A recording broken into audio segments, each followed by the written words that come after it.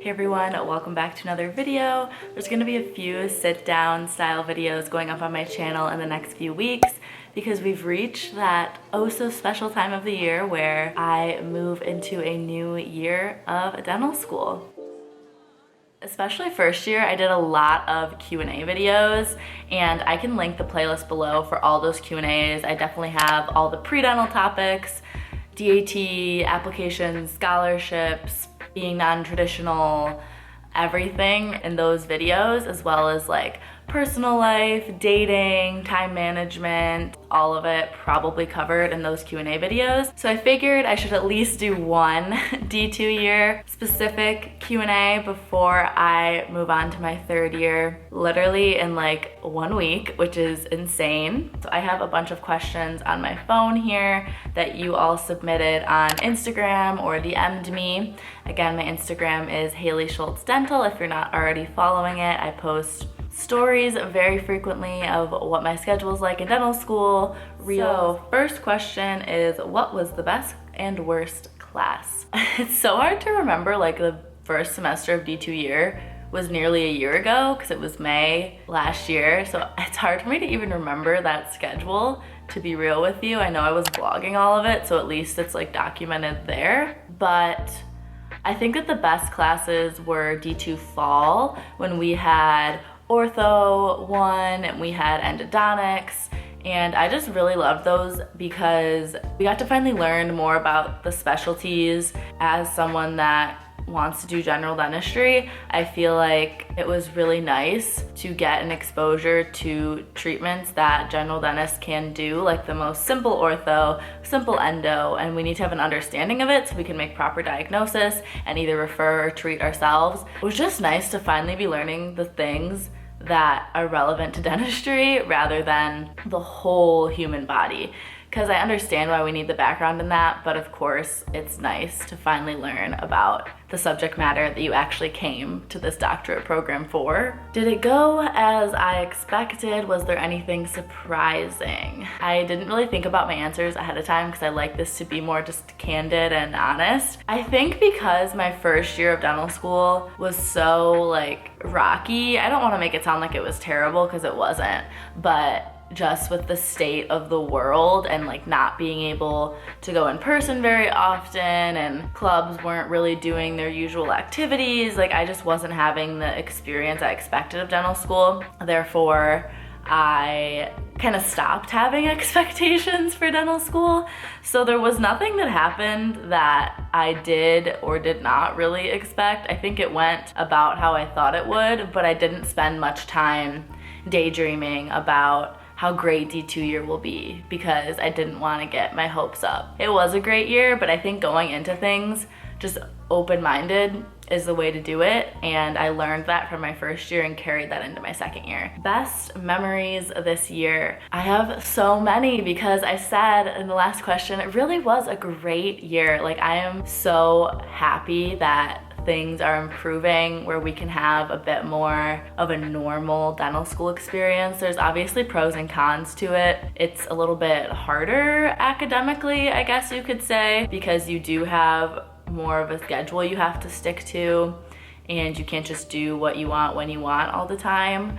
But overall, I prefer the fact that we were back in person, so that's just like a big overarching theme, just getting to be back and doing the dental school that I kind of thought I would have when I was an undergrad. So excited for this next phase one day and seeing like seniors graduate, start dental school, watching them go through dental school as I was an undergrad. I'm finally getting to do those things, be in those orgs, and have those experiences that I wanted. So it's been really great. But some specific memories is one of the dental school tailgates. I think I talked about it in the last Q&A I posted, which was like the personal Q&A. It was really fun, and we had like almost all the dental students come out. It felt like there was several hundred people and it was a blast. So I'm excited for football season again. I won't be going to the games, but ASDA will be hosting tailgates again. The other thing is being successful in SimLab was definitely something nice that I'm always gonna remember about this school year. I finished with an A last semester and an A+ this semester. I think that's like for a wide variety of reasons why I did better in SimLab as a D2 than a D1, but despite all those reasons, I'm still proud of myself. Another good thing about D2 year was being able to have time for my relationship, and that's going really well. Obviously, it's not because of dental school that I'm in a relationship and it's going well, but despite dental school, I'm able to balance my relationship with my boyfriend, my relationship with my friends, my family that kind of moved out of state, so I don't see them as much in person, so it's like all phone calls and things, and I just feel very fulfilled in that aspect of my life. And I thought that it had to come from dental school. Like, I have friends in dental school, but that's not like majority of who I spend my time with, and I thought that it had to be that way when I was starting dental school, and that made me really sad and insecure. I think I talked about that in my D1 winter Q&A. I'll try to link these specific ones below as well as the playlist. But I thought that I should have like a big group chat of people, and like those should be the people I hung out with every single weekend, the people I lived with, the people I did everything with. But it doesn't have to be that way. Like, I had that group in undergrad and I'm still friends with them. So I think everyone's gonna have different social life experiences, and it really depends on the life stage that you're at. So just don't let yourself get down if it's not going how you thought, because it's working out the way it's supposed to. And as long as you, at the end of the day, feel supported and happy with the people you choose to spend time with, whether they're from dental school or not, it really doesn't matter. And on the topic of great people, I do love my house at dental school and my roommates. I live with 3 other dental students. One's in my class, and then 2 of the girls are the class ahead of me. So we re-signed and we'll be living there my 3rd year as well. And I just really love them. They're really great girls and they make dental school even better. It's a positive living situation. It's fun, it's clean, it's happy, it's supportive. And I also really like the fact that we're in a house rather than an apartment my first year. It was also kind of a dumpy apartment, so that didn't help. Like, I'm in my boyfriend's place right now visiting him over break, and he has a very nice apartment, so maybe that would have been better. But it's just nice having my own bedroom, but then we have like a big living space that we can go to. We also have a basement if we want to use it. It's just nice to be able to like spread out if you want to do that. Okay, this is becoming a long answer. I just have a couple more memories that I want to share. And I mean, that's the point of this video, right? Reflecting on my 2nd year of dental school before I start my 3rd. So the other thing that was really nice, and I touched on it at the beginning, was getting back in person. It was so nice. Like, that's what I personally wanted, so I love it. And there's a lot of flexibility. They let us, for the most part, go in for lectures when we want. Like, you have the option, but a lot of the classes it's not required. Some of them it is, and it's the right balance of strictly online, optional in person, and required in person, as well as the labs and assisting and everything, of course, being in person still. It was just like the perfect amount for me that I could feel motivated by having a schedule and having something I needed to do, but also feeling like I had the flexibility enough to do what I wanted. I also got to go to California, which was insane. I have a video vlog of that, but it was through Pacific Dental Services. They are a DSO, and they flew my roommate and myself out to California for a digital dentistry workshop weekend, and it was so awesome. So I was very grateful for that, and it was something I'm definitely always going to remember and hope to do more with them in the future. And then the last thing is everything ASDA. Like, ASDA is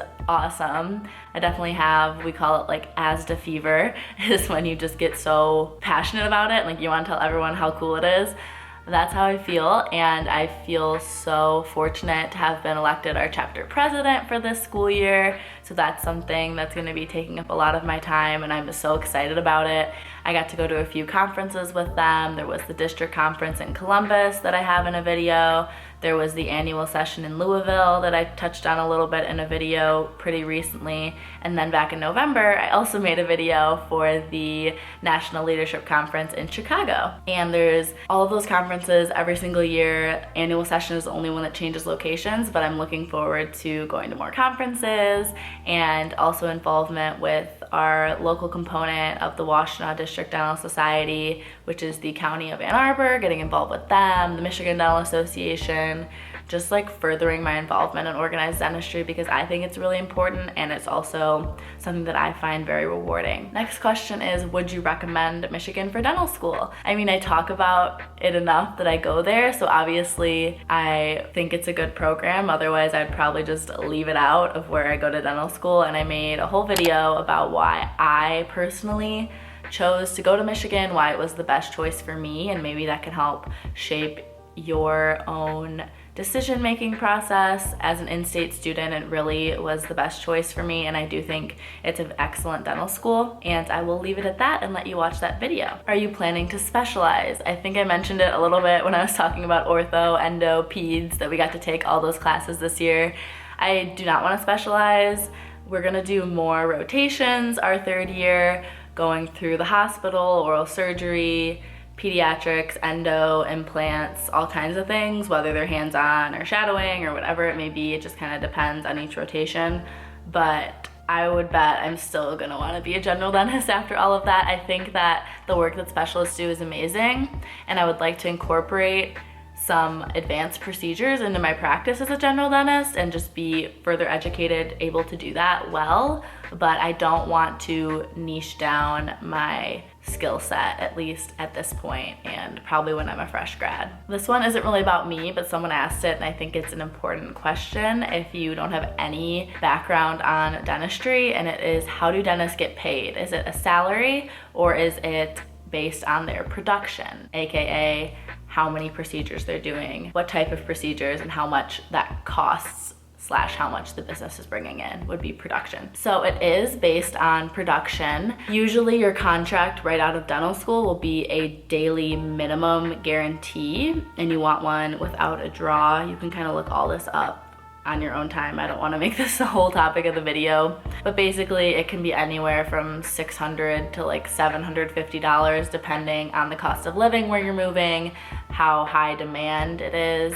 You could even get a sign-on bonus, you could get a wellness stipend, you can get a CE stipend.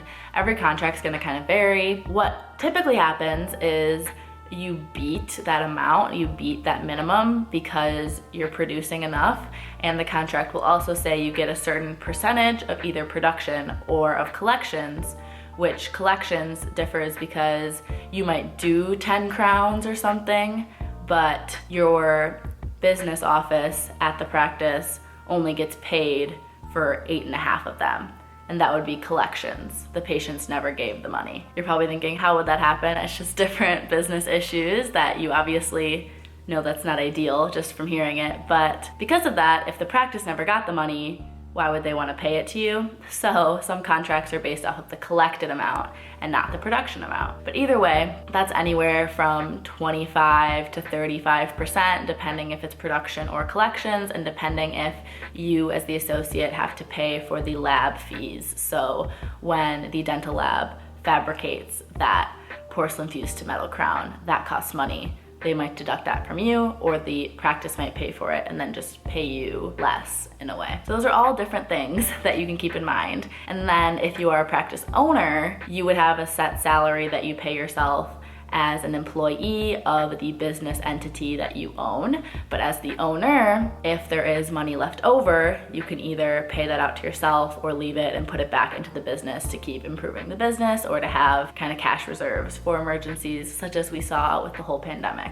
And obviously, once you reach that threshold above your daily minimum, the amount that you can earn as an associate is kind of endless based on how many hours you're willing to work and what type of procedures you're able to do, how much those cost, and therefore how much they earn. And then same goes for an owner dentist. You're making the money from the dentistry that you're doing, but you're also making money from running a business and any of its excess profits. That is what you can expect, a little brief overview for dentist income one day. All right, we're reaching the end. We only have 2 questions left. What do you think D3 year will be like? So I actually have a video that's either up right before this or gonna go up next Sunday right after this.